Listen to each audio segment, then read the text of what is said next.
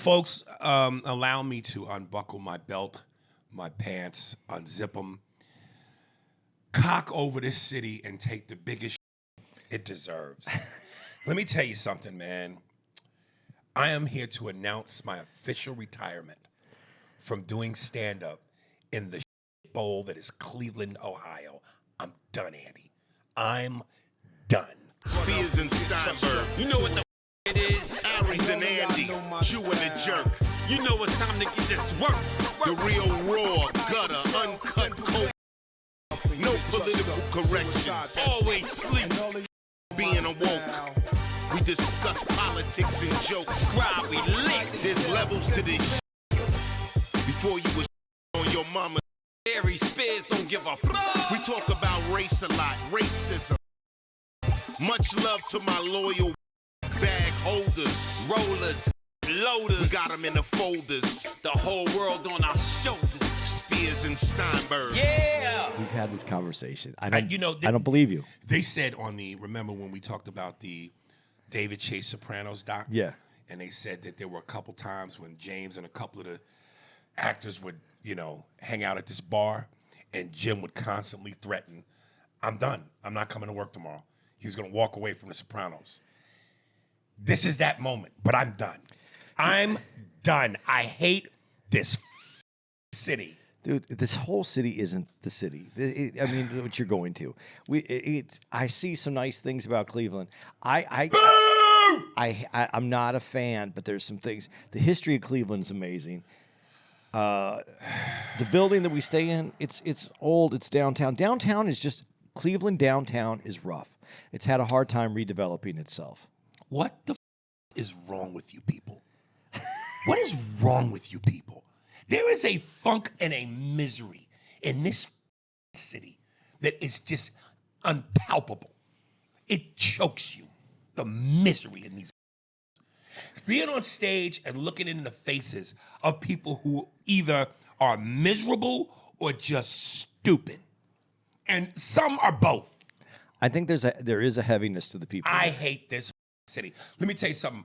And I said to Andy a long time ago, the money's just, I get paid nicely here. And again, shout out to my team. Mark is back with us because of these goddamn videos. All my shows are just selling out now. And it's like I did this. I've been to Cleveland for the better part of, I want to say 15, 20 years now. And I've never had all sold out shows. And I think the last time I was here, like 1 or 2 shows might have been sold out, but the others were kind of half full. And even then, the pay was nice. So I get paid nicely here, but it takes a piece of my spirit, my human spirit. A part of me dies after every performance. I did tell you I wanted to make the joke that I wanted to say on stage. Listen, Cleveland, I'm not on you, but this is the truth. I wanted to say, damn, I wish I was born and raised in Cleveland. Because then no matter where I'd go, man, it would seem so amazing. Because Cleveland just falls flat. And it's not all of Cleveland. I was in an elevator yesterday, and a white couple was in there, and I overheard them. They ain't over here. We in a box. But she goes to him, but honey, we're on vacation here in Cleveland. And I just turned and went, what you doing on vacation in Cleveland? Rock and Roll Hall of Fame. What brings you here? Rock and Roll Hall of Fame. I will admit, that was a highlight. But that's it. If you like, is it the Browns still? Yeah, the Browns. Cleveland Browns, the Cleveland Cavs, or now the Cleveland Guardians, yeah. Which is the worst. I know they why got rid of Indians. Hey. But it's that. But you know what? As we go outside of downtown, I see nice areas. Where did you see nice areas? When we went and had a nice dinner. We had nice lunch, I should say, in Little Italy today. It was like 3 buildings that looked like Italian places. 3 buildings. And as we drove, there was nice homes. There was some nice neighborhoods. Let me tell you something, dude. And you've heard me say this on the pod when we describe life on the road. There's always, again, no matter how many shows we do, I think the least amount we do is 4. But whether it's 4 or 6, which is pretty standard, we always go, if the shows are all great, there's gonna be one bad one. If the shows are all bad, there's gonna be one great one. And the one great one was the first show yesterday, Saturday. Yeah. And then and I told you even before that, because we did 2 shows on Friday, I said, man, I'm on this city. I'm done. And then after the first show, I went, you know what? My spirits got a little pepped up. And I went, you know what? Let me back off. Cleveland is all right. But sure as shit, that second show Saturday, and I knew it. I felt it. The first joke, when it didn't get what it was supposed to get, I knew immediately how the rest of the set was going to play the out. We f***ed up. Oh, we didn't record that part? None of this. It's all on here, but I didn't touch that. I f***ed up. It's me. Me. Well, speaking of being, you got it? Yeah, you got it. Yeah, Okay, he all has right. it. Yeah. So you could just send that to Anthony. Yeah. Yeah. Yeah, man. And I just knew immediately after that joke, I could feel it. I went, as soon as my hopes was up, and the second crowd coming in, the energy felt right. And I went, okay, this might be 2 for 2. But after that first joke, I went, oh, it took the air right back out of my tire. I went, oh, these. What I noticed though, and this is why I think there's a heaviness here in Phoenix. I mean, in Cleveland. That's where you want to be. Yeah, well, I would like to be. The reason I think there's a heaviness here, the reason I feel that is, they don't like jokes that have personal tragedy in them. Anything sad, anything they don't like that. They want joyous, ha jokes. No, they want easy, fast food, greasy brown paper bag, no thinking, just lay it to me, easy. They want. You know what? Where they're going crazy when I do crowd work. Yeah. When I with people, but anything that feels well written, thought out, you lose them. But you lose them. Even when you go in on someone a little hard, crowd work, some of it is a little hard. You go in on someone a little hard. Even when you do that, you can hear it some parts of the room going, oh. I've never heard that here. I have. I've never heard that here. Yeah. Never. Yeah. I These think, wild love that chaotic shit. yeah, they do. But I'm just saying, there's some people. That's why I think they just don't want to. Life's been hard enough. They want to feel nice. Yeah. Oh, I needed to turn me up a little bit. You turned you up a lot a bit. Yeah. Okay. Yeah. No, that's good.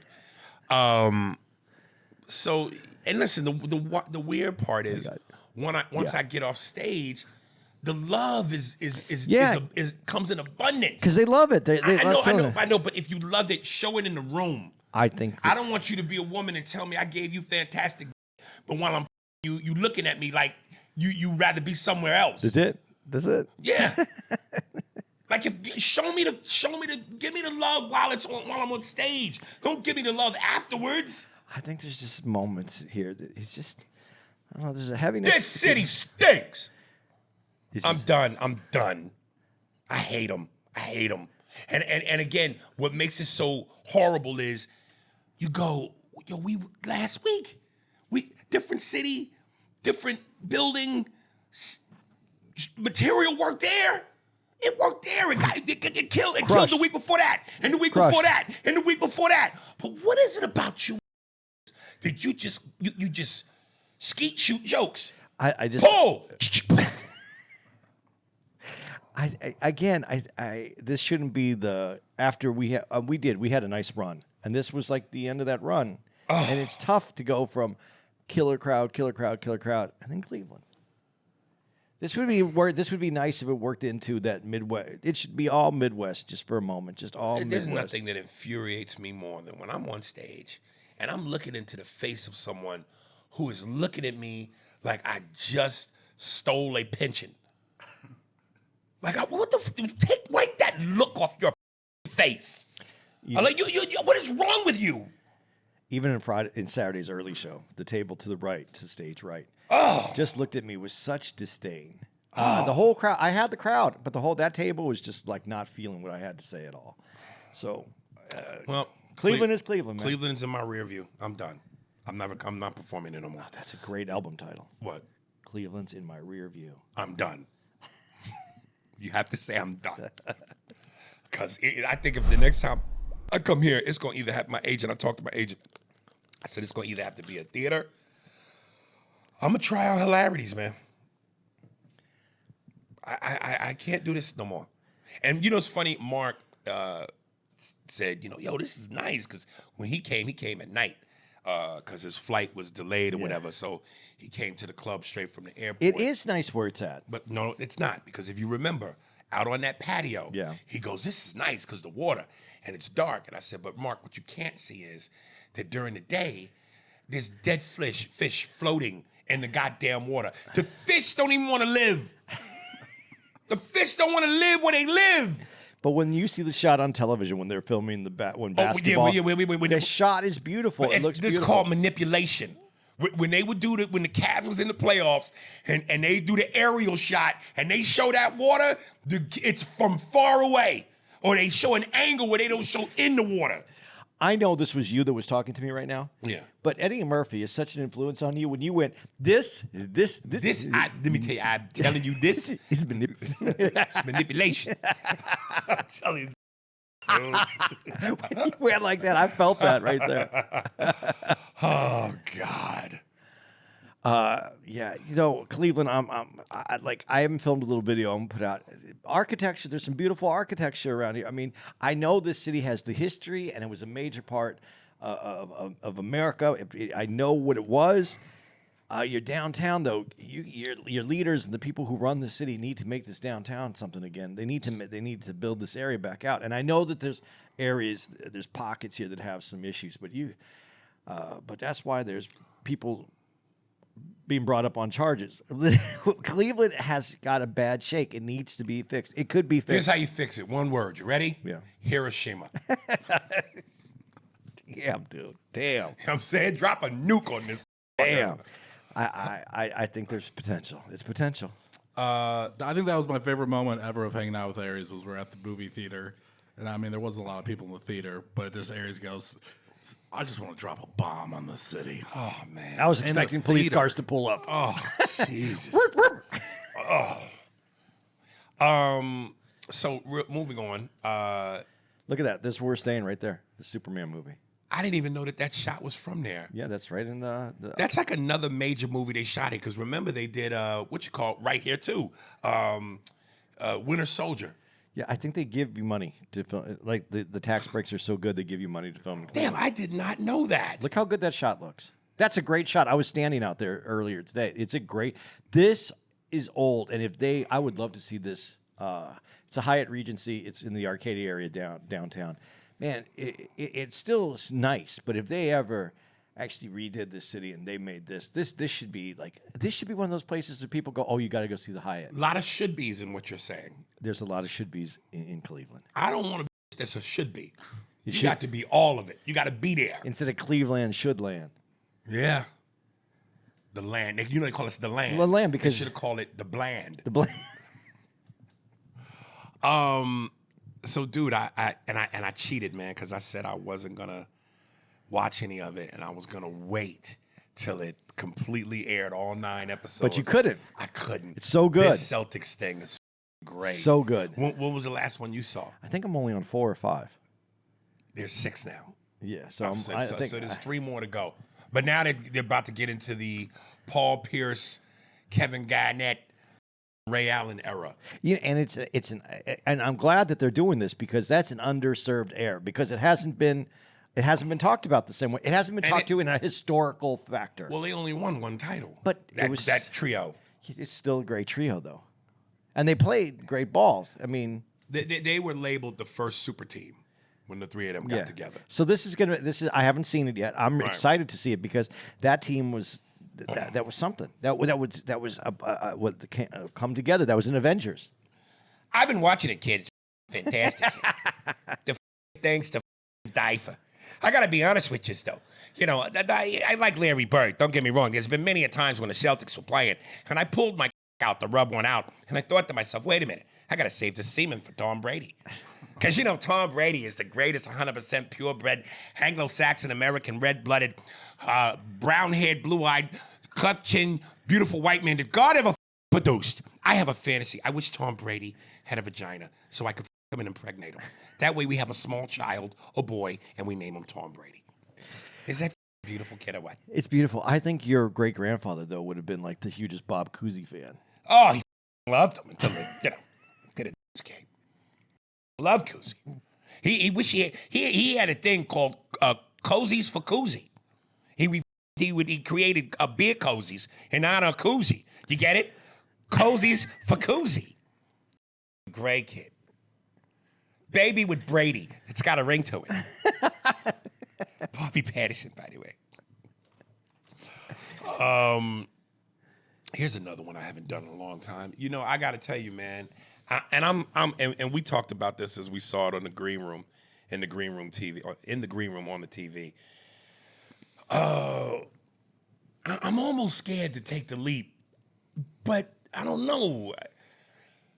Trump, man, this might know what he's doing. Like now, it's people are going. The stock's back up now, so partially, and they're saying, you know, people are wanting to make a deal with him, right? They're folding. Yeah, but They're not. They're not. There's actually 150. China has more tariffs on us right now than we have on them. Doesn't make a difference. Because he gave all the exemptions. You know, before cell he phones was, and shit. I just want to say this: before he went into office, they had a lot more tariffs on us than we had on them. So the trade war is still popping off. So it's not going well. No, it's not going. It's not going any worse. This is what you. And we're doing deals with other countries now that want to be part of this. As people, cards fold. No, the opposite has happened because China has tariffs on us now. They had tariffs on us before, but they're a lot higher. But ours are a lot higher. We took the tariffs off like all the cell phones and electronics, which basically guarantees nothing we ever make is ever going to go to China, and we still have to rely on China. The opposite. No. That's not going to happen. That's not what's happening. This is the start. This is the beginning. It is as Listen, dumb I don't as agree. Mom and Dad are fighting. No, I don't agree. I don't agree with Trump on all his tariffs. I don't. But here's the thing that I think that you're missing. 150 countries are coming to the table. This is countries are going to have to do work with America in different ways than it did before, than they did with China before. But that doesn't really address the problem. Yes, it does. No, it doesn't. Oh my God. Well, you're right. I'm sorry. He's right. Here's what I wanted to get to. He's right. I don't know why I didn't realize that. Y'all know how much I love Real Time with Bill Maher. And Bill was recently all over the social media and on his show apologizing, saying that he's been wrong about Trump. And he was one of the biggest Trump bashers on the planet. Well, he's not saying he's wrong about the President Trump. He's saying he's wrong about Trump, the person. And he saw him differently. Well, he also said he thinks he's the most effective president we've ever had. That effective is a good word. So yeah. And then I saw where it's like, well, we already knew that Joe Rogan was a fan and voted for him, but I saw where I guess there was this UFC fight recently. Yeah. And Shaq went up to him and hugged him, and Trump was patting him on the shoulder, and Joe Rogan was embracing him. And I don't know, man. This man. Well, when you talk about business, you could knock his business accomplishments. You can, and anyone can. They do all the time. But Trump uses the laws because he understands the laws and how they work for him in this country. He said it. He said that was the coldest thing he ever did that Chappelle talks about when he talks about the loopholes. Yeah, because my friends use them. Yeah, my friends and your friends use them, and you're not going to get rid of them because you don't want. He called her out that they all these business people work the system. And that's the way it is. He knows how the system works. And this is what I think politicians, and especially media that critiques politics, doesn't get. Because on things that he does, they'll call him out as being, this is the most ridiculous thing. And then you find out why he did it, and you're like, okay, that wasn't so ridiculous. I know there are two people that absolutely are happy that he's president. You goddamn right. President. He's my goddamn hero. He's the only guy that put his on the table. It's like the guy is Superman and Batman rolled into one. Ain't that right, baby? Hurley, we love President Trump, and everybody's running for cover, all of it, because he's goddamn tariffs. I'm not scared of the tariffs. I think it's beautiful. Hurley, what's a tear-off? A tear-off is what I'm going to do when I tear my boot off in your ass for asking me a dumb question. Now go get me a beer. Hurley, please don't hit me no more. You know I love you, baby. And you know when I hit you, it's just an extension of my love. Plus, I'm marking my territory. Because when you're hanging out at the bars at night, and one of these redneck sons of tries to push up on you, they're going to look at your face and go, she's taken. She's been bopped in the eye. Hurley, that's so cool. I know it is, because I'm a cool And speaking of cool, take your little narrow ass in that kitchen and bring me a cold beer. Hurley and Sue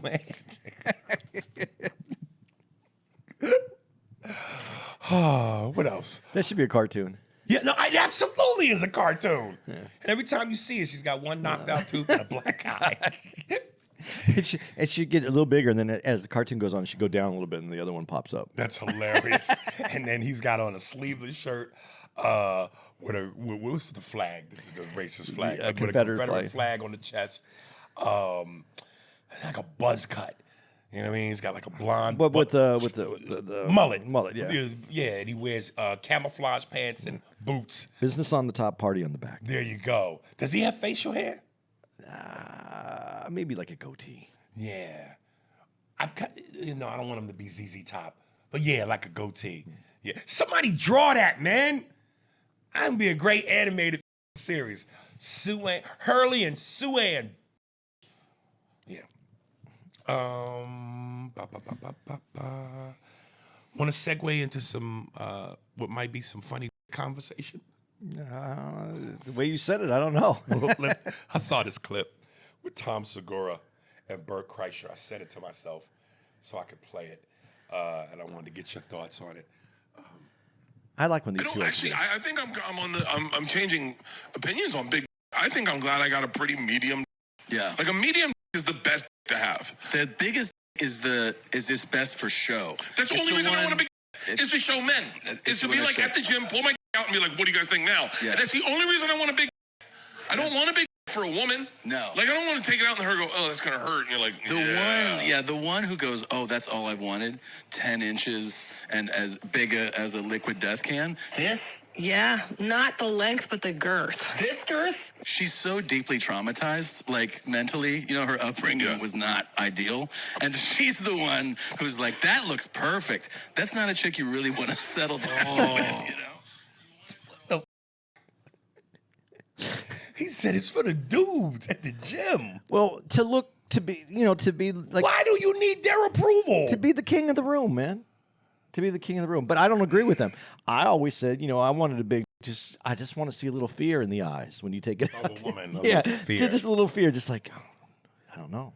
Yeah, I don't know if I can get all that. I'm gonna tell you, I'm not the longest, but I am girthy. Good for you. I'm like this water bottle, about this size, but this girthy. You know what I wish I did have? A Gene Simmons tongue. Yeah. You know what I mean? Like to do.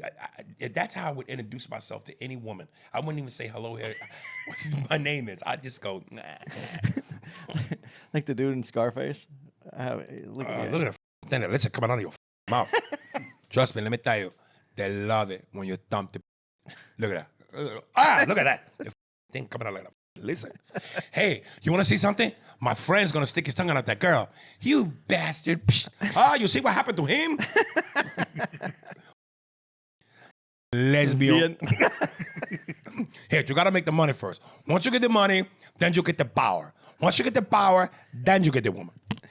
It's such a scene, man. I would love to know from women if a dude has a tongue like the Gene Simmons, where it come out and curl and all of that.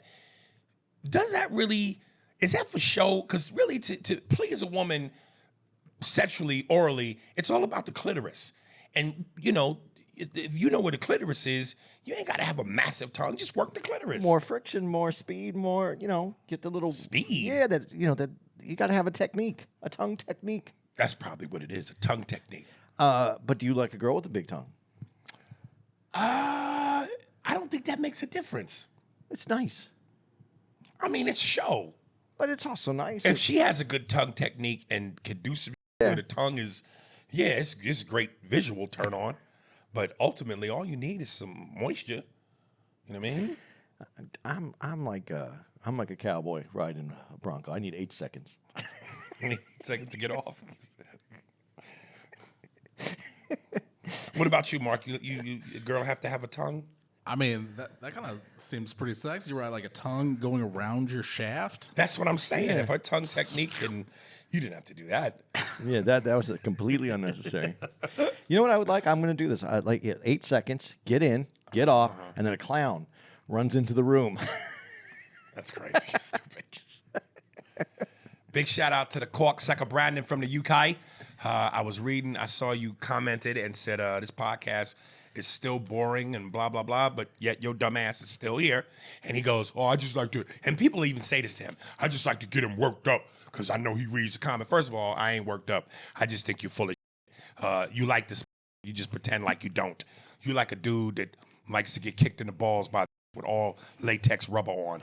You know what I'm saying? You like a dominatrix. You like to be punched in your ass with a broomstick. But furthermore, you said in one of the comments, yeah, man, I thought you was coming to Europe, to the UK, because me and my boys going to be waiting on you. Well, that's cool, because I'm going to have some waiting on y'all while y'all wait on me. You know what I'm saying? And the most dangerous is the ones you don't see.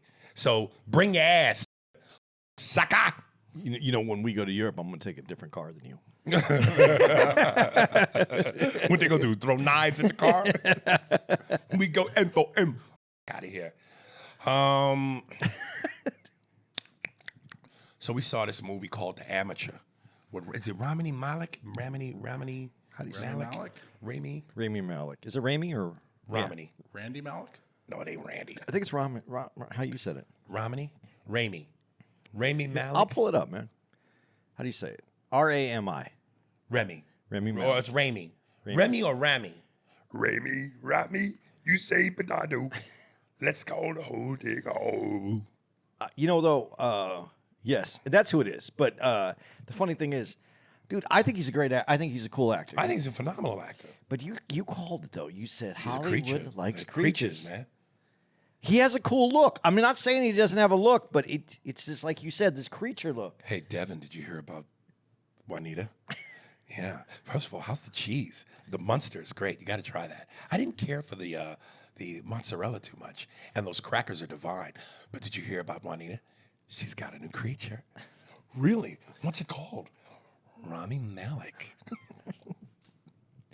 He's a good actor. And this show, I saw the previews for it, and there's good people in it. And Lawrence Fishburne. and John, how do you say, Bernthal? Bernthal? Is it Bernthal? Anyway, I think he's a great actor. His character in here is the bear, and that's funny because he's in the series The Bear that's on FX as well. All good, but an interesting movie. I thought it was good, but it was interesting. Oh, and the lead chick in it is Rachel Bronze. I want to see it again for two reasons. One, primarily because I was on my phone going back and forth on some business, so I felt like I missed some key things. But two, it was a good movie, so I want to see it again because I think it's worth a second watch. Well, it has it's a little bit more. You have to pay attention. It's a pay attention movie. He's like a nerdy Jason Bourne tech. Yeah. You know, whereas Jason Bourne had hand skills and gun skills and weaponry and all of that. This dude is not a killer or a fighter, but he knows how to put a bomb together. Yeah, and I like how they address it because in this our new world, you got to be smart, clever. You can't just You don't have to be smart. You can't just be a tough guy. And Rachel Bronson, that's the one who's she plays Sarah, and she was the one. She's from The Fabulous Mrs. Maisel. But like really good actor, so I wanted to go see it, and it was worth going to. We had a couple hours to kill in Cleveland. You know, I will say this. I know I just got fecal matter on the entire city, but let me wipe a little bit off. I did like that old theater. Yeah. You know? That's right. There's a lot of history here. But the dude who worked there. Oh, man. At one point, I said to the motherfucker, you need anything else? I said, how about some smiles, nigga? He's just miserable. Well, and he talked in like Yeah. this. About right there. Yo, man, can I get a cup of ice? Yeah. Yeah. Anything else y'all want? He read it to me, the icy flavors, and I didn't even ask him. I asked him twice, and then I just went around the other side and read it myself. One of the flavors was green. Green apple. It said green apple? I Yeah, just saw you got to green. go over the other side to see it. I was tempted to try it, but I went with standard cherry icy. I want a Coke, but I hate when I walk in. Listen, and this isn't an advertisement for Coke, but when I go into the theater and it's Pepsi, I get sad, man. Because you just hate Pepsi. I don't. It's not that I hate Pepsi. I like Coke. It just feels it's the right flavor. So, anyway, but the movie was good. It's a little over 2 hours, 2 hours 3 minutes, something like that. Interesting. I think it's funny that this guy is all worried about killing the person in front of him, but the way he kills these people, it looks like he's going to kill a couple hundred others. I thought the swimming pool rooftop kill was awesome. Yeah, it looks good. It's visual. His first bomb that he sets off. Again, he's worried about killing one person, and he sets off a bomb in the back of a club in a bathroom. And I'm like, man, that's going to take out like at least 50 people right there. I like what Mark said when he goes, so this just killing people and ain't no consequences. Like, what was the word you used? You used a certain word. I don't know. But at the end, they were just like congratulated him. Essentially. They give him a little trophy. I mean, yeah, he's murdering. And it's like, dude, there's no penalty for this? He goes rogue. You said rogue. Yeah. He just goes rogue and just killing. But I think this movie, and listen, I like the movie. But you had a complaint with it. Yeah, I think it was intended to be longer, or there's a different kind of cut because Lawrence Fishburne's character and the other dude that I just said, what I forgot his name. Berthold. Oh, that dude. Yeah. Yeah, he was Ben Affleck's brother in The Accountant, Yeah, which they're making a sequel to. I can't wait comes to out see in a that. few days. Oh my God! Really? Yeah, he's in 2 scenes. And his character doesn't make any sense. It doesn't feel like it made sense to me. Right. There seems like there's something else there, and I would like to know if there was a different. Well, he probably was more, but they cut it. Yeah, they had to cut it, yeah. but because it was already at 2 hours. But it's missing something. There's an ingredient in this that's missing. It's a good movie, but it's not a great movie. And I would have loved to have seen Lawrence Fishburne take a different angle, because at one point they send Ramy's character to Lawrence Fishburne, who's like this, CIA operative who can teach you how to be a badass. And it's just clear, and Lawrence tells him, you're not a killer. I can't teach you how to be something you're not. So, obviously, again, Ramy's talent is anything tech, computer programs. He knows how to with anything tech. So at one point, he goes rogue, and then they send Lawrence to go get him. And there's a moment where he's, kind of chasing him at night throughout the city, which that was crazy too, because at one point Ramy is running at 100 miles an hour, and they don't show Lawrence matching his speed. They don't even show him chasing him. And then all of a sudden, after 5 miles of running, 8 different turns around the corner, he goes into a nightclub, and Lawrence just happened to know where the he's at. And he's not sweaty or out of breath. Nothing. And Ramy's dying. Right. But at that moment, I thought, okay, he's gonna team up with him. Yeah. And he gonna be like, yo, I'll handle the fisticuffs, and you do all the bomb and the computer. So I thought that was gonna happen, and it didn't. And so I was like, damn, they felt like they underused Lawrence. And I thought that was going to happen with the other dude because they established he had saved his life at one point. Right. And then at the end, he kind of like does a plea to save it. It just didn't feel right. There's something that's missing in that. I wish I knew what the original looked like, because I don't think that's the original script. I don't think that's the way that it went. It's written. Yeah. But it's a lot of dialogue. There is a lot of action, but not a Jason Bourne kind of action. It's different. Yeah. But it was a good movie. I'm glad we went and saw it. But the coolest part that was like mic drop was like the government was like, so you want us to kill the people that killed your wife? And he was like, no. I want to kill her myself. And all 4 people in the theater were like, oh, damn. Yeah. There was 5 of us, don't be.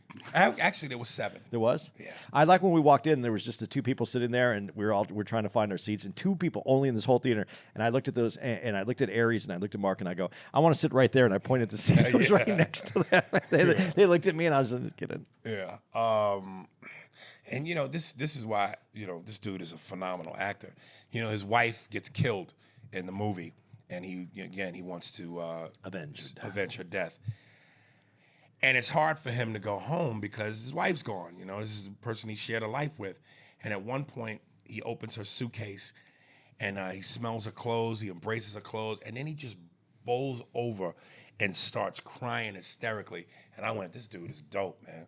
Yeah, Like, because it was so. it didn't feel fake. No, at all. It felt so genuine. But what happened? Like if your girl passes, right? Like similar situation, and then you get her luggage back, and you open it up, and there's like a 18-inch dildo that you didn't have any idea that she took with her on her trips, would you still cry?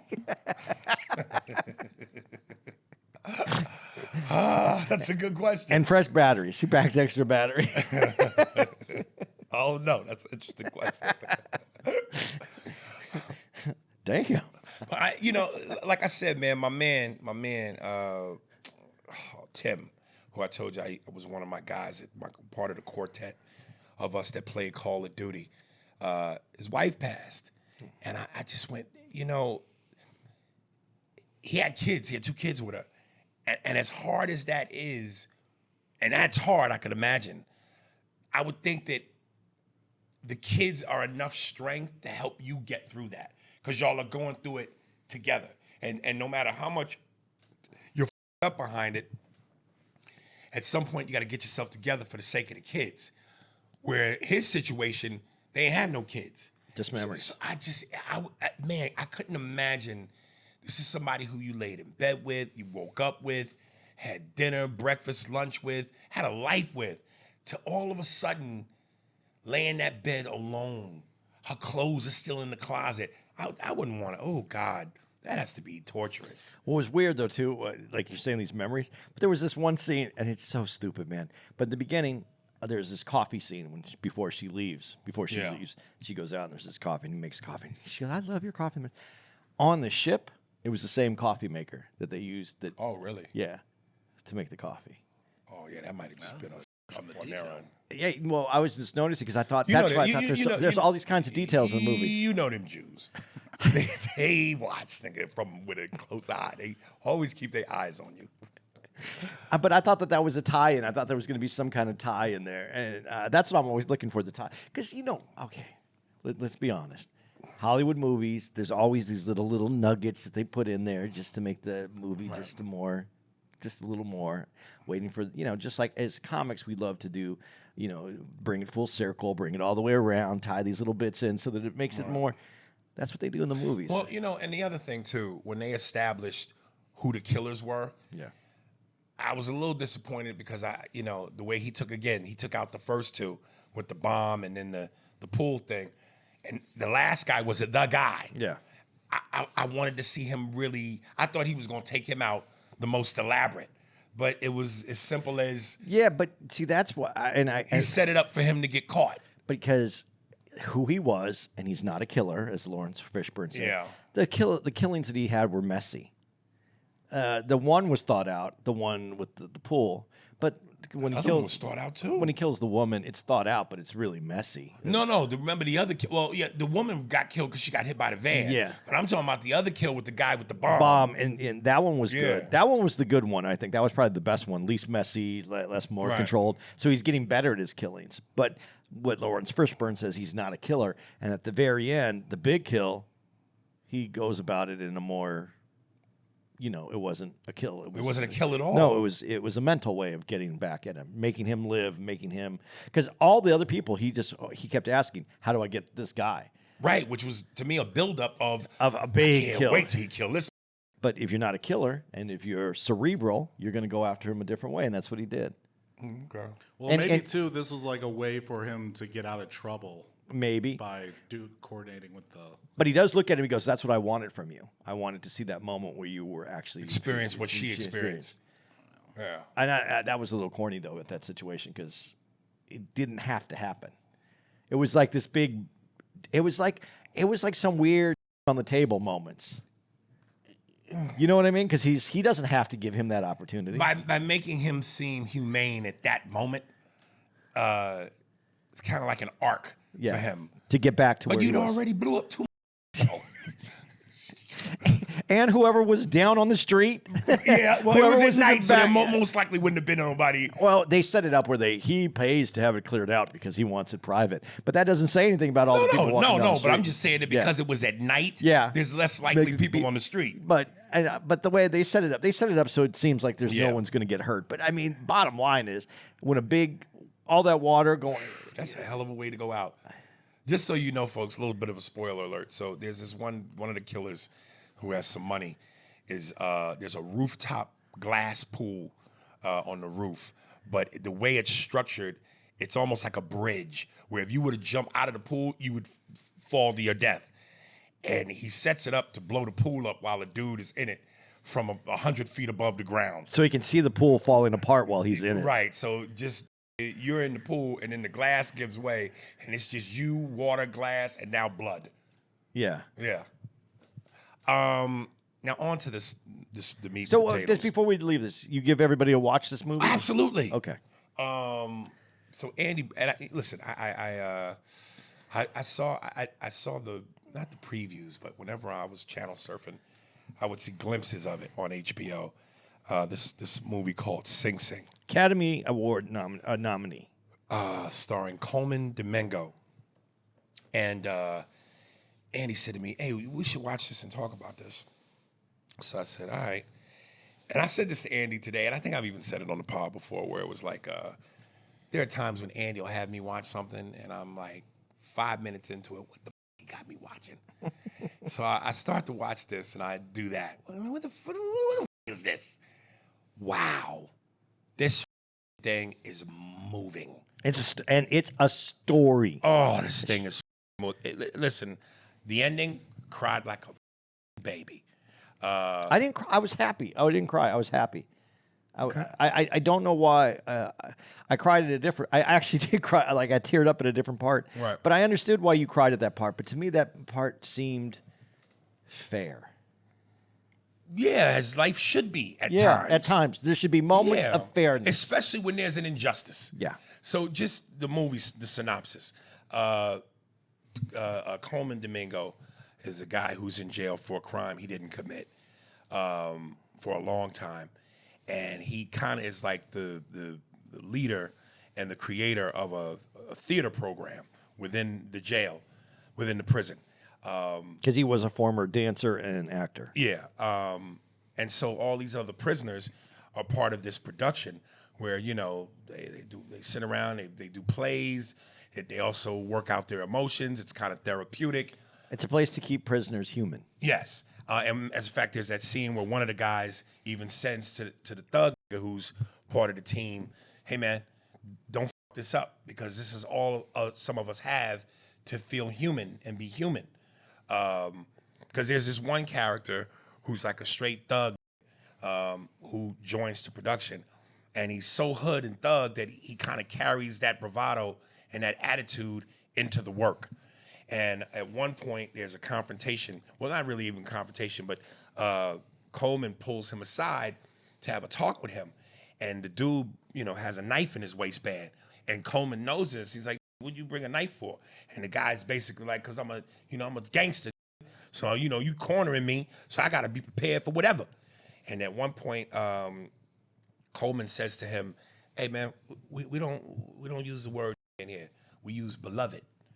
And this is such a great, beautiful moment because there's a moment where also this same thug dude, he can get out of jail if he just does his paperwork and puts in the work. But his mentality is, "I'm a gangster. This is where I belong. My people are here. This is more home for me than freedom." And part of the beauty of Coleman's character is he's trying to not just do the performances. He's trying to get you change your mindset. Like you only locked up if you let them lock you up. You have to keep hope. You have to have faith and use what you can to change your situation. So he basically does the paperwork for him and helps the thug get released.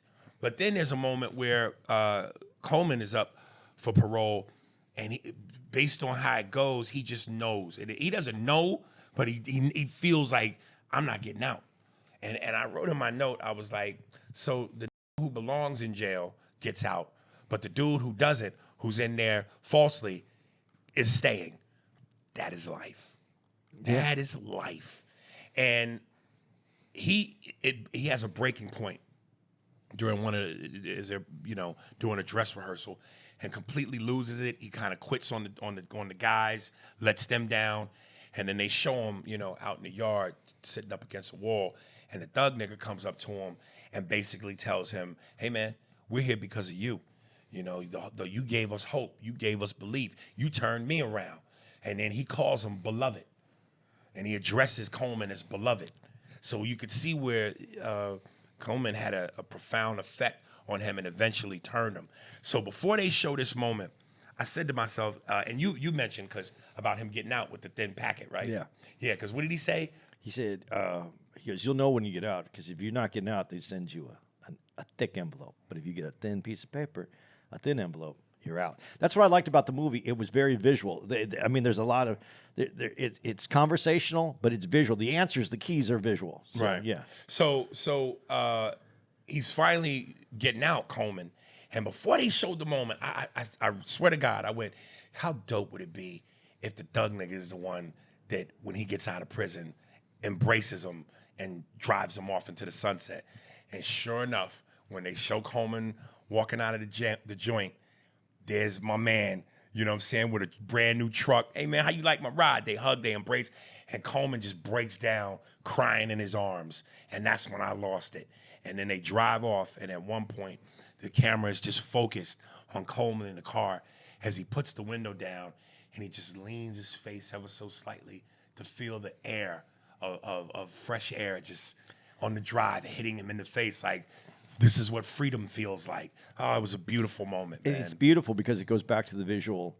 And I hope I'm not giving away a lot on this either. And I know that if you listen to this pod, you know that we give away a bunch of movies. So sorry, but I do. But there's these scenes in the movie where he actually goes out and there's this small opening in the window where he gets that fresh air. That's what no. He said not only that.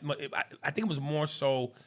It was the visual. Yeah. And he goes, that's, for me, this is freedom. But it's that opening that he can actually put his face into, and that's the only time you Right. get the air from outside.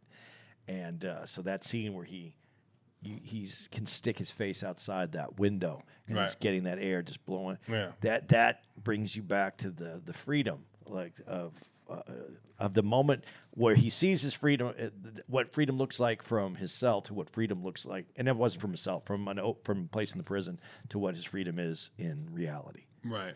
in the new reality that he's in. Right. Dude, this movie is amazing, and it's. I don't want to say it this way because people are going to think that I'm making the movie. This is not a love story, but it's a man story of two men that care for each other. It's a story about, but I think overall it's a story about the human condition and spirit under the harsh circumstances that they're in. But what I liked about it And is, not breaking and giving up hope. yeah, but what I liked about it is it's two people that actually care for each other because of actions that were taking place in this prison. But all these movies now have these orientation parts of it or what. This movie didn't go there. It didn't. What do you mean orientation parts? Your sexual orientation, who you are, like these connections, this love. This movie was about just your human connection to another human. It wasn't about sexuality. It wasn't about anything else but just being a human and being good to another human. And I thought that was kind of amazing that they didn't have to. It seems like there's always some kind of social message in this, and this one had a social message about our humanity, solely our humanity, and that's what I thought was kind of beautiful about it. It didn't get carried away into another direction. Right. The guy whose email we read last week, whose man card we had to take because he was like, I don't like Marvel movies. I don't like. He didn't like man. But he was talking about great story. Yeah. This is for you. Yeah. I can't remember your name, brother, but this is for you. It's a great story. If you like story and something that moves you from a pure story standpoint, dialogue, interaction between human beings, this is right up your alley. Sing Sing. And like I said, it's a story about all different, and the art part of it takes place with everybody in the prison. It's. I didn't know it was a true story. Some of those are prisoners. Yeah. I saw that when they did the credits at the end. It's an amazing story. It's really worth seeing. And like I said, it's streaming, and it's an easy watch, man. It went by quick. I didn't even realize how long I was watching it. It just went by. I don't know. I'm having deja vu, but I don't know. I think I mentioned it to you, but I don't know that I mentioned it to you on the pod. I don't even know if I mentioned it to you. I think I mentioned it to my baby mother. But I saw this thing. Tell me if I mentioned this to you. I saw this thing where they were talking about like they showed some dudes in jail who were making these burritos. Did I tell you about this? No. Yeah, they were making these they would take the grease off of some of Oh, the. you did start to tell me about Did I this. tell you Yeah. about this? Okay, well, I don't think I mentioned Go it ahead. on No, the you pod. didn't. You didn't. But yeah, they would take the grease off of some of the drums or whatever in jail. And the dudes were using the grease to do something where they would cook some burritos and took some metal cans and like some MacGyver shit, where he would make these burritos. And the burritos became so popular that the prisoners would line up like this was an event. They would get numbers. You'd have to have your number called. And it was almost like Burrito Wednesdays. And would line up outside the dude's cell. And I went, why not? Or why not commit crimes? That way, when you're in the mood for a burrito, you can get in your car and drive freely to where you can get a burrito.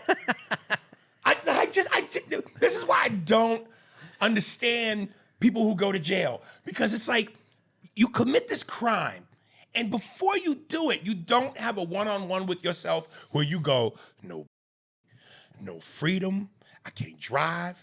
I can't get Haagen-Dazs ice cream at 3 a.m. if I want, because I can go right down the store to 7-Eleven by my house. You just, none of that is enough to keep my black ass out the system. But some people, Or the Haagen-Dazs. Both. The Haagen-Dazs on. why? Yeah, why do you have to decide between the two? Yeah, shit. Some people don't have a choice. You grow up, You have choice. You always have a choice. you have a choice, but you find yourself so deep in it that you don't realize that you are going to put yourself in a Boo! position. That's and it's a cop out. It's not a cop out. I'm not saying that you should be more aware, and sometimes you have to make if you find yourself in prison, not every time, because there's some people that are wrongfully convicted. Yeah, I'm not talking about that. But there are some people that they didn't make a choice. They went with what was happening around them, and they found themselves in this situation. And when I say that you didn't have a choice, I'm not saying you as a person don't have a choice, but sometimes when you grow up in an area where that is the movement, you find yourself falling into that same space and ending up in jail. You know, at one point you got to go, where does the buck stops? It Where stops does with you. No. But what I'm getting at is, because I hate to even say this because it sounds like I'm making an excuse. And at some point, once you become grown and an adult, you can't really put blame on anybody. But I'm like, okay, I would think that if you grew up with the right parental system, it don't even have to be a mother and a father, but if it's one or the other, but as long as you are raised right, then you know when it comes time where you may have to be looking down a fork in the road of do I or do I not? Based on what your parents have instilled in you, you make the right choice. Well, that's a lot. So I'm sorry. Yeah. So I'm just going, if someone wasn't raised right, like if the streets raised you, the streets. Yeah. And to what you're saying, and that's what you know, well, then it's inevitable that you are going to eventually make a decision that's going to get you in trouble. Now, who do we blame for that? Do we blame your absentee parents who should have been there to raise you right? Or do we blame you because you're a man and you made that decision? Well, you can blame whoever you want to, but you're a man. You made that decision. You have to live with that decision. So Okay. that you have to take the responsibility for it. My parents did, what they did they did a good job with me. They raised me correctly. I f***ed up. I had some problems, so I can't blame my parents. All that on me, and you take responsibility for what you do. But there are some people that I don't think they can look back at it and say, no, I could have made a better decision there. But when you're in the moment, sometimes because of the way life leads you, you feel that is your choice. And I'm not saying that that's right. I'm just saying I understand that. That doesn't mean that you don't have to take responsibility for your actions. And if you go to jail, you go to jail. You have to take responsibility for the actions. I just understand why some people, when you talk about, you said some really good thing. You said, Haagen-Dazs ice cream. Let's just stay with those two. If you ain't ever had any Haagen-Dazs ice cream, and it seems like something is a rarity because of your life situation, well, then what is it that's keeping you from going? When you say a rarity, if you've had it once, that's enough. That's a motivating factor to never up. All you need is give me one shot of and I'm cooked. What do you got that once, you have a kid, now you're working every moment of your day and not even a good job and trying to make money, and you're paying for that. You're paying for the listen, paying man, for what? You're paying for the kid. Listen, I'm not knocking. Listen, I love my kids, but if you got once and you ended up with a kid, Yeah. that ain't good. I'm sorry, unless that's what you wanted. If you just and you ended up with a kid, that ain't gonna make you go, man, this is great, because that kid waking you up every day at 3 o'clock in the morning, 2 o'clock in the morning, you're a young kid trying to finish out maybe high school. Now you can't finish high school. Now you're trying to work a job because you got to pay So for the you kid. saying that you so busy that you're not no more? You're not anymore, and the No. fuck that you had ended you up in that The situation. pussy doesn't stop. Nothing stops. Nothing stops. Nothing stops. That's what movie is that? That's a Shawshank Redemption. when he was telling the warden he was done doing his dirty work. No, nothing stops. No, there's always room for. But if your experience, let's say you go to Vegas, and one of the worst things that ever happened to me in my life is I went to Vegas and I won big the first time I was there. Big. So I always want to win in Vegas. But you see people who don't win in Vegas, they don't want to put money on the table like that. They go to Vegas and they get some food, they go to a show, but they don't want to gamble. That's kind of like if the first time you had sex and you get a girl pregnant, that's like gambling and losing.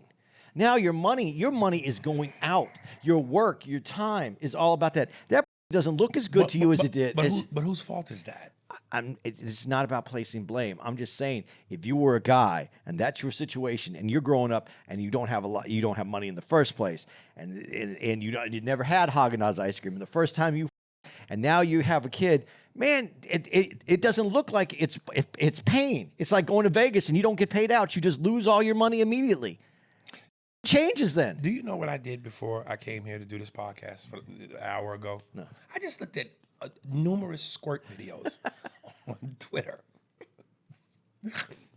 Oh my God. That was enough for you? Dude. You're like, how could you? Yeah. And you know, You can have someone send you some squirts and breasts. speaking of the burritos, you know what I did the other night? You know, Taco Bell's near my house, but I went and I had Taco Bell the night before, and I went, you know what? I'm Taco Bell'd out. So I put in my phone, Del Taco near me. Thank you. Let me tell you something, dude. I haven't had Del Taco in a minute.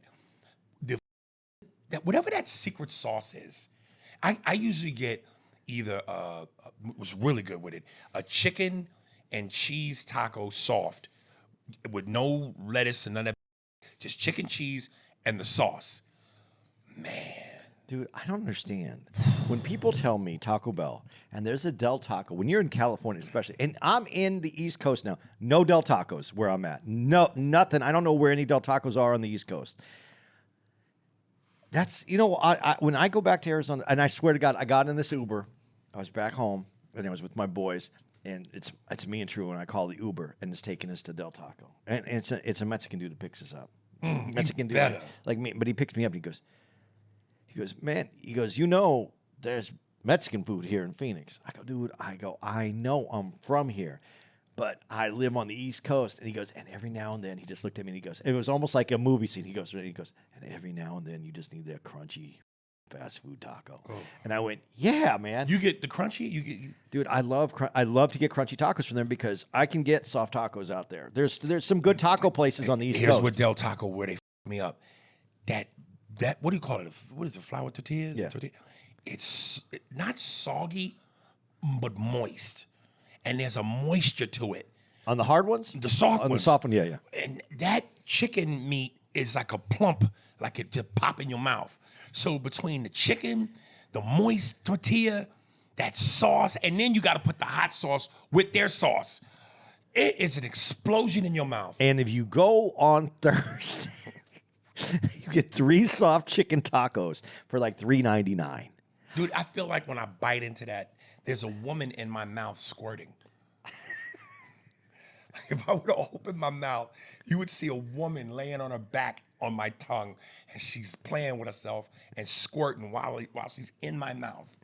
I wish you could just go there and then just play a tape of just hearing a woman just make some nice sounds yeah, as you're biting into. Lord. It would make your whole day. Oh. I like the crunchy tacos. I only eat them there, though. I have to eat them there because the crunchy tacos get soggy right away if you try to take them back home. Those crunchy tacos, it's that crunch when I'm eating it. Yeah. And the cheese is real at Del Taco. The beef is not. It doesn't have 13% unknown. And you know what? This is as white as I can be. Having some French fries with a taco. Fuck, I know I like it, man. Because a Coke and French fries by itself is a meal. Now throw a taco on it, man. That's a great word. That's a great life right there. Last question, and I wanted to ask this to you because you GTA Andy, and you've served time. Is this a real prison thing or is this movie buff? But I saw like how they tossed his cell, and when he went back in, it was like a hurricane had been through there. Do they do that and really leave you to clean up the cell, or do they tidy it up? I don't have firsthand experience of this. I went to jail. I didn't go to prison. Prison is different, but there's two sides. And I after the first week, I was in work release, so mine's easy stuff. But I did have spent time on the other side. And yeah, it's you're not treated the same way. And yes, so they just assholes to be assholes. Dude, I'll tell you that this is the best way I can describe it. I was there for a couple weeks, and then I got I had a tooth that had I had to get my tooth worked on, and I got an infection, so I got an antibiotic. And you can't have any pills. They have them on the other side of the jail, the real jail, where people don't get out for work release. Mm. And I'm walking over there with this guy that's real cool. He's a guard, real cool dude. Like not like overly nice, but just cool. Like you don't mind him. He isn't with you. And you walk through you walk down the hallway, and you walk to the hall, and this door opens, and then the door closes behind you. And then you walk down a hallway, and then another door opens. And when you get to that second door, that's when you're in the full-time jail area. Not prison, this is jail, so this is even softer. This is not as hard as prison. But when that first door, when you walk through that first one, that door closes and you're on your way to that door, that dude just changed on the walk. He went from being like the guy, like I could say something to, kind of jokey, not serious, but he was cool with it and he was cool. But as soon as we started talking, his face, his demeanor, his energy, he didn't say nothing when we got to that door, nothing. And there was no jokes to be made. And I felt it. As soon as I started walking, I said something to him, there was nothing. It was just like this other person came over him. Right. And it's something about, you could say that it's them that change, but it might be and I'm not trying, the people that are on that other side, they're not getting out. A lot of times you're in jail because you're going to the prison or you go. There's a different attitude, and the people there have a different attitude. And I don't know if it's who. There's no one to blame it on. It's just the reality of the situation, but it changes. And yeah, so I know the guys over there. They've had their room torn up, but it's different because it's not just your room. It's you usually share a jail cell with someone. Right. But yeah, they f***ed up their room then too. But so like in prison, the movies, they just rummage through your shit and then go, you clean it up. Yeah, they just walk out. They don't give a f*** about you. Up. That's what Grok says. It happens. Who's Grok? The AI. It's the AI. Yeah. They said that happens. The AI has a name? That's well, Elon Musk. This is Twitter's AI. There is no Twitter. Engine. This is Access Grok. But yeah, they're not going to clean up. What they're going to clean up for you? They're going to send you somebody. I mean, that's damn. They don't give a f*** about you. That's. But how long were you in jail for that the guards remained? Because when I went to jail, everyone was pretty nice. You went to for DUI. Yeah. Yeah, they're nicer to you because it's just like. So then, what did you do to go? He was one of the biggest I was cocaine not. arm No. dealers. I was weed. It was weed. It was weed. But I was in there I was in there to get in trouble again. They put me in for 6 months, which is a long time. And most people get in trouble again within that amount of time. They put you on work release to give you room to get in trouble. I didn't get in trouble again. That was my. And the whole time for the 6 months, especially early because I imagine you adjust, but from immediately, how long before you was like, okay, I'm not thinking about the booty being taken no more? after the first like 3 days. It took like 3 days. So for the first 3 days, you was on ass defense. Yeah. The first night I was like, I was ready. I didn't go to sleep. I had it is scary. You didn't too. sleep on your stomach? I didn't sleep on. I slept with my ass pushed to the wall. Like really? Yeah, I did. And I stayed awake the whole time.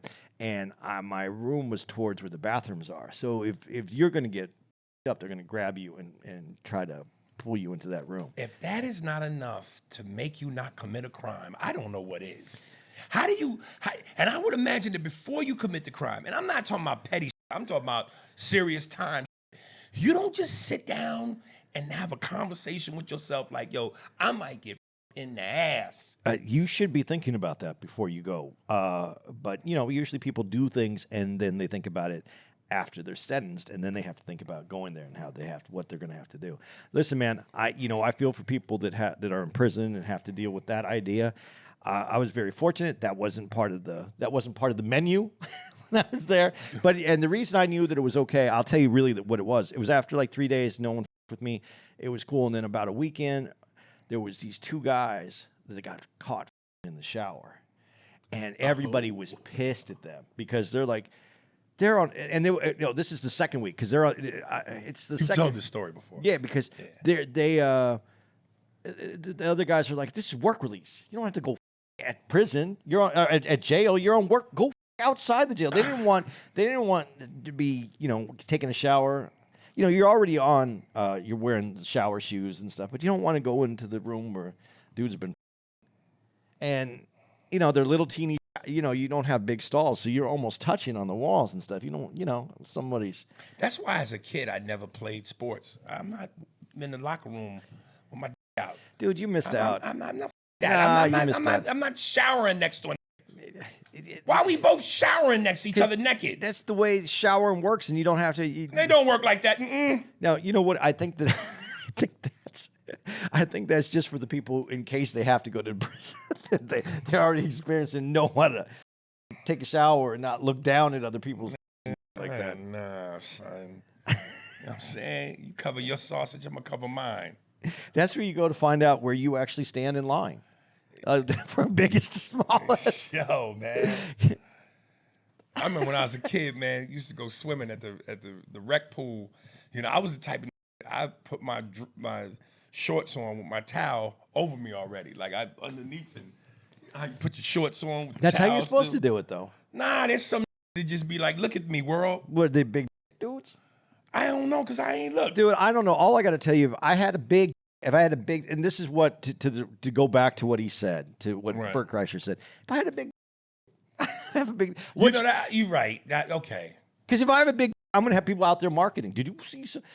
I'll tell you this. I don't know if I've ever said this on this podcast before. I think I did. There's this girl that I wanted, and she was friends with my friend's girl, and we kind of hung out. Nothing happened, and then my friend got f***ed up. He came to my room. I had this other girl there. It was a hotel room. I had this hotel room, and so I f***ed this girl at the hotel. But he left his girlfriend there. She fell asleep, but she was on the bed. But I wanted. It was. We were.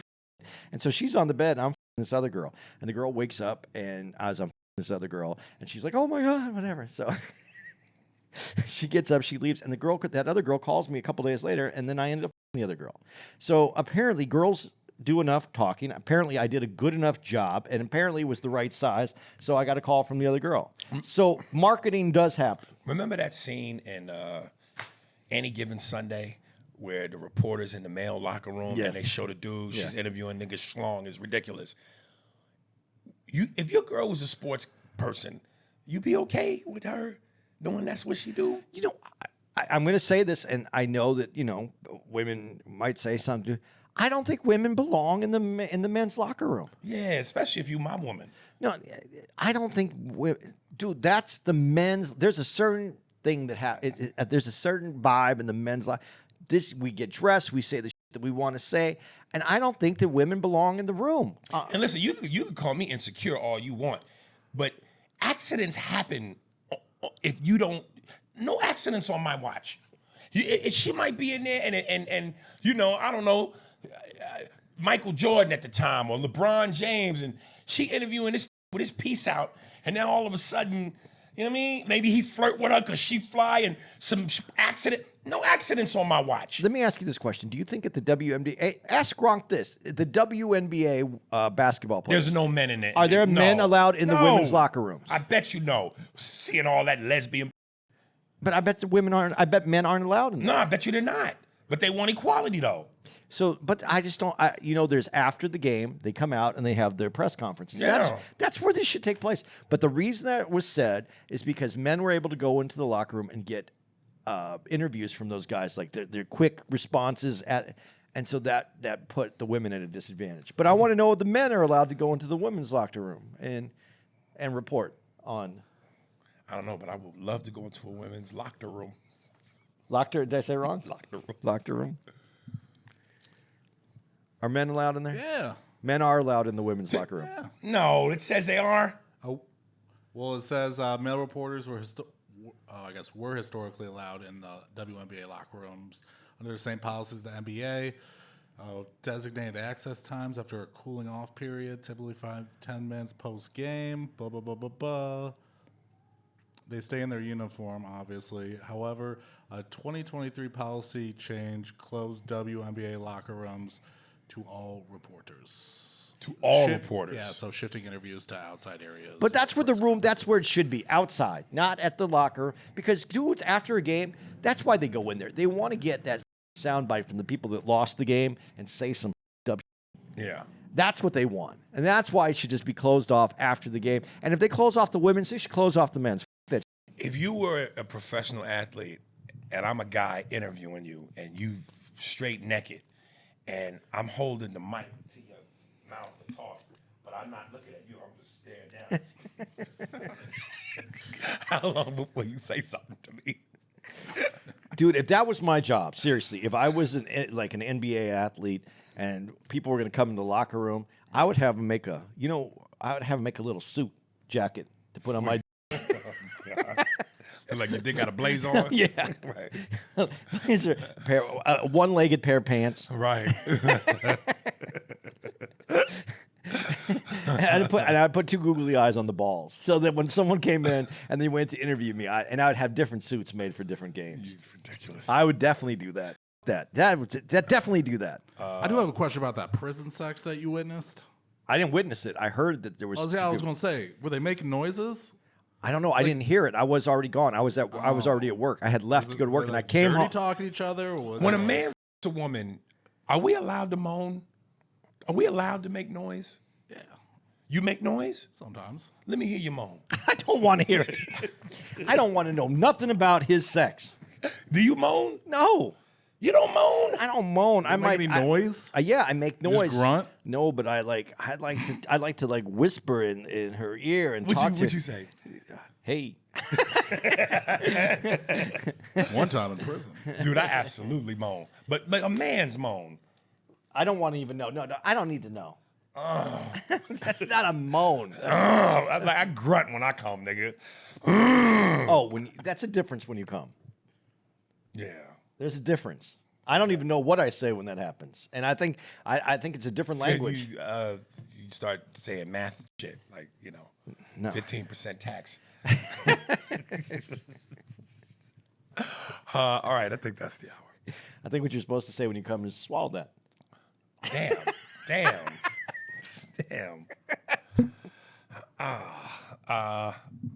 Fellas, you know what? I'm putting the testicles in the air. Meet me on the roof like Commissioner Gordon. Do y'all moan? I want to know, can men moan? Are we allowed to moan? I think that's a weird moan, though. Like, moan is the wrong word. Do we make noise? Yeah.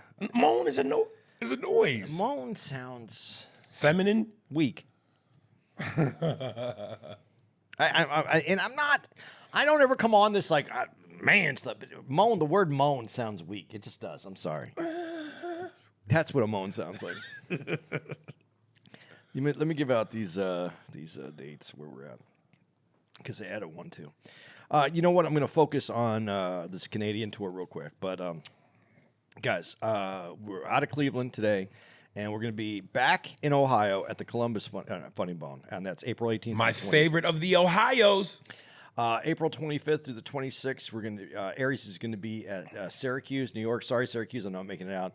I got other plans. I apologize. May 2nd through the 3rd, we're going to be at the Toledo Funny Bone, back in Ohio. And I like Toledo a lot, and there's a good breakfast place by the Toledo Comedy Club. I do. I like Toledo. Man, the crowds have been really good the last. That's the one with the arcades, right? Yeah. It's been good. I like the manager. The last one was good. I like the manager. The last two have been good. May 8th through the 10th, we're going to be at Magooby's Joke House in Timonium, the Baltimore area. So we'll see you back out in Baltimore, you guys. May 16th through the 18th, we're at the Funny Bone in Richmond, Virginia. And then we're at May 22nd through the 25th, we're at the Helium in Buffalo, New York. And then that's when we're going to start Canada. We're going to the Toronto show is sold out. Yeah. I saw that. May 26th, we're going to be at Belarus Arts Center. May 27th. Is that Olympia? Olympia's May 27th. That one was beautiful. Oh, That God. is a beautiful That's one. Montreal, right? That is Quebec. Montreal, Quebec. Theater's beautiful. May 28th, we're at the Bronson Center for the Arts. That's in Ottawa, Ontario. Let's see, May 29th, we're at the Regent Theater and that's in Ontario as well. May 30th, we're at Danforth Music Hall, which is in Toronto. That's the one in Toronto. And then we leave Canada, get back to the States, and we're at the Wilbur Theater May 31st. And then I'll just add this because this one was added. June 6th through the 8th, we're at Louisville Comedy Club in Louisville. I like that club. We've only been there a couple times.